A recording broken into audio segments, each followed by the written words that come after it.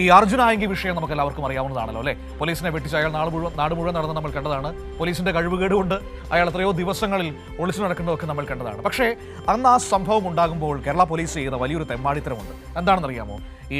ഈ അർജുൻ ആയങ്കിയെ കണ്ടിട്ട് പോലുമില്ലാത്ത പത്തനംതിട്ടയിലെ കുറേ മനുഷ്യരുടെ വീടുകളിൽ കയറി വലിയ മനുഷ്യാവകാശ ലംഘനമാണ് പോലീസ് അന്ന് കാണിച്ചത്. സ്ത്രീകളും കുട്ടികളും ഒക്കെ ഉള്ള വീടുകളിൽ കയറി തെരച്ചിൽ എന്ന പേരിൽ വലിയ തെമ്മാടിത്തരമാണെന്ന് പോലീസ് കാണിച്ചത്. വലിയ പ്രതിഷേധം പത്തനംതിട്ടയിൽ ഉയർന്നത് നമ്മൾ കണ്ടതാണ്. എന്നാൽ ഇപ്പോൾ സംഭവിച്ചിരിക്കുന്നത് എന്താണെന്നറിയാമോ? ആ പോലീസ് നടത്തിയ ഈ പരിശോധനയ്ക്കെതിരെ പ്രതിഷേധിച്ചവർക്കെതിരെ കേസെടുത്തിരിക്കുകയാണ്. 100ഓളം ആളുകൾക്കെതിരെയാണ് ഇപ്പോൾ പോലീസ് കേസെടുത്തത്. പോലീസ് സ്റ്റേഷനിലേക്ക് നടന്ന പ്രതിഷേധ മാർച്ചിലെ പ്രസംഗത്തിൽ പോലീസിനെ ഭീഷണിപ്പെടുത്തിയെന്ന് പറഞ്ഞുകൊണ്ട് CPIM സംസ്ഥാന കമ്മിറ്റി അംഗമായ KP ഉദയഭാനുവിനെതിരെയും കേസെടുത്തിട്ടുണ്ട്. എന്നോടൊപ്പം ഇപ്പോൾ സുജു ടി ബാബു കൂടി ചേരുകയാണ് പത്തനംതിട്ടയിൽ നിന്ന്. നോക്കാം അവിടെ എന്താണ് സംഭവിക്കുന്നതെന്ന്. Suju, good morning. സുജു, ഈ അർജുൻ ആയങ്കിയെ തേടിയാണല്ലോ പോലീസ് ഈ പരിപാടിയൊക്കെ നടത്തിയത്. ഈ അർജുൻ ആയങ്കിയെ നേരിട്ട് കണ്ടിട്ട് പോലുമില്ലാത്ത പത്തനംതിട്ടയിലെ ഏറ്റവും പാവപ്പെട്ട കുറെ മനുഷ്യരുടെ വീടുകളിലേക്കാണ് ഈ പോലീസ് സംഘം ഇരച്ചു കയറി ചെന്നത്.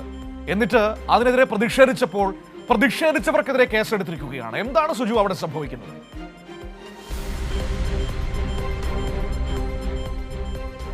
മനു, അതുതന്നെയാണ്. പ്രതിഷേധിച്ചവർക്കെതിരെ കേസ്. ഈ കിരാത നടപടി നടത്തിയവർക്കെതിരെ കേസില്ല, നടപടിയുമില്ല. ഇപ്പോൾ CPIM സംസ്ഥാന കമ്മിറ്റി അംഗം KP ഉദയഭാനോട് നമ്മുടെ ചേരുകയാണ്. ഉദയഭാനു സഖാവിനെതിരെയാണ് കേസ്. ഒരു ഒറ്റയ്ക്കൊരു FIR എടുത്തിട്ടുണ്ട്. പോലീസിനെ ഭയപ്പെടുത്തി എന്നൊക്കെ പറഞ്ഞുകൊണ്ട്. പോലീസ് ഭയപ്പെട്ടു എന്ന് മനസ്സിലാക്കുന്നു. അങ്ങേക്കെതിരെ കേസെടുത്തപ്പോൾ അങ്ങ് ഭയപ്പെടുന്നുണ്ടോ? പോലീസിൻ്റെ കേസിലൊന്നും ഭയപ്പെടത്തില്ല.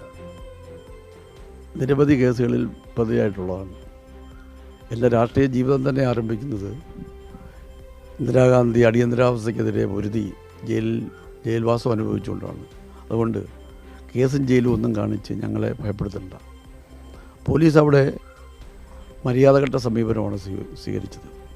മല്ലപ്പള്ളിയിൽ പാവപ്പെട്ട ആളുകൾ താമസിക്കുന്ന, പട്ടികജാതിക്കാരടക്കമുള്ള പാവപ്പെട്ട ആളുകൾ താമസിക്കുന്ന കോളനിയിൽ 8-ാം തീയതി രാത്രിയിൽ 10 മണിക്ക് കീഴ്വാഴ്പൂർ SI അവിടെ ചെന്ന്, CIയും SI എല്ലാം അവിടെ ചെന്ന് കാര്യങ്ങളെല്ലാം അവരോട് ചോദിച്ചു.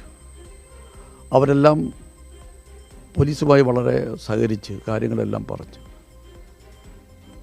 അതിനുശേഷം രാത്രിയിൽ 12 മണി കഴിഞ്ഞ് ജില്ലയിലെ ഏതാണ്ട് 9ഓളം വരുന്ന പോലീസ് സ്റ്റേഷനിലെ പോലീസുകാരെല്ലാം കൂടി ഭീകരവാദികളെ കൈകാര്യം ചെയ്യുന്ന രീതിയിൽ ആ പാവപ്പെട്ട ആളുകൾ താമസിക്കുന്ന കോളനിയിലേക്ക് ഇടിച്ചു കയറുകയാണ് ചെയ്തത്. അവിടെ ആ പാവപ്പെട്ട ആളുകൾ താമസിക്കുന്ന കോളനികളിലെ അവിടെ പല വീടുകൾക്കും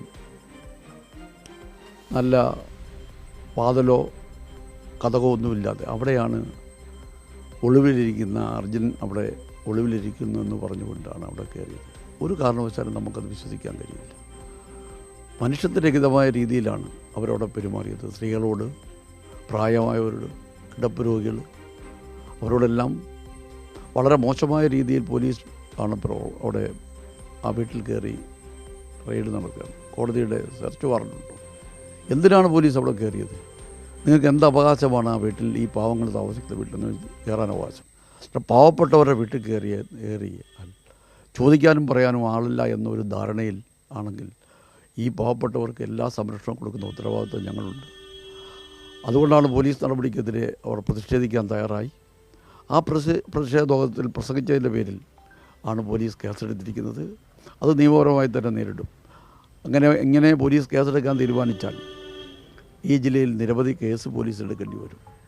അതോടൊപ്പം തന്നെ ആ പ്രതിഷേധത്തിൽ പങ്കെടുത്ത 100ഓളം വരുന്ന ആളുകളെയും അവിടുത്തെ ലോക്കൽ കമ്മിറ്റി സെക്രട്ടറിക്കും എതിരായി, അതുപോലെ സമരം ഉദ്ഘാടനം ചെയ്യാനെത്തിയ രാജു എബ്രഹാം മുൻ MLA യുടെ പേരിലും മാർഗതടസ്സം ഉണ്ടാക്കിയെന്ന് പറഞ്ഞുകൊണ്ട് പോലീസ് കേസെടുത്തു. വാസ്തവത്തിൽ മാർഗതടസ്സം ഉണ്ടാക്കിയത് പോലീസാണ്. റോഡിൽ വാരിക്കോട് വെച്ച് മാർഗതടസ്സം ഉണ്ടാക്കിയ പോലീസാണ്. കേസെടുക്കേണ്ടത് പോലീസിൻ്റെ പേരിലാണ്. അതുകൊണ്ട് കേസ് കാണിച്ചൊന്നും ഞങ്ങളെ ഭയപ്പെടുത്തണ്ട. ഒരു പ്രശ്നമുണ്ട്. അതായത് നിതിനുണ്ണയുടെ വീട്ടിലാണ് പോലീസ് അർദ്ധരാത്രി വന്ന് കുട്ടികൾ ഉൾപ്പെടെയുള്ള വീട്ടിൽ പരിശോധന നടത്തുന്നത്. പക്ഷേ നിതിനെതിരെ പോലീസ് കേസെടുത്തിരിക്കുകയാണ്. ഈ വിവരം അനാവശ്യമായ അല്ലെങ്കിൽ തെറ്റായ സന്ദേശം നൽകിയ ആൾക്കെതിരെ ഒരു നടപടിയില്ല. ഇത്തരം നടപടിയെടുത്ത പോലീസുകാർക്കെതിരെ നടപടിയില്ല. ആ ഇരയായ നിതിനെതിരെ വീണ്ടും പോലീസ് കേസെടുക്കുന്നു. അതൊരു നീതിയാണോ? മനുഷ്യാവകാശ ലംഘനമാണ് പോലീസ് അവിടെ നടത്തിയത്. ഞങ്ങളുടെ പ്രിയപ്പെട്ട ലോക്കൽ കമ്പനി സെക്രട്ടറി വീട്ടിൽ രാത്രി കയറി. എന്തിനാണ് കയറിയത്? അങ്ങനെ കടന്നു കയറിയ പോലീസുകാരുടെ പേരിൽ നടപടിയെടുക്കണം. ഇപ്പോൾ LC സെക്രട്ടറി പേരിലാണ് കേസെടുത്തിരിക്കുന്നത്. അതൊരു കാരണവശാലും നമുക്ക് അംഗീകരിക്കാൻ കഴിയുന്ന കാര്യമല്ല. ഇതിൻ്റെ എന്തിനാണ് പോലീസ് അവിടെ കയറിയത്? അവിടെ ഒളിവിൽ അർജുനൻ അവിടെ ഉണ്ടെന്ന് പറഞ്ഞത് ആരാണെന്ന് പോലീസിന് പറയേണ്ടി വരും. അവരൊക്കെ സുരക്ഷിത, അവർക്കൊരു കേസുമില്ല. അതുകൊണ്ട് ഇത് കൂടുതൽ ശക്തിയോടുകൂടി ഇതിനെ ഞങ്ങൾ പ്രതികരിക്കും. തീർച്ചയായിട്ടും അത് തന്നെയാണ് മനു KP ഉദയഭാനു പറഞ്ഞു വെക്കുന്നത്. അടിയന്തരാവസ്ഥ കാലത്ത് 50 ദിവസം ജയിലിൽ കിടന്ന മനുഷ്യൻ കൂടിയാണ് KP ഉദയഭാനു. അന്ന് പേടിച്ചിട്ടില്ല, ഇനിയൊട്ട് പേടിപ്പിക്കാനും താല്പര്യമില്ലെന്നാണ് അദ്ദേഹം പറഞ്ഞു വെക്കുന്നത്.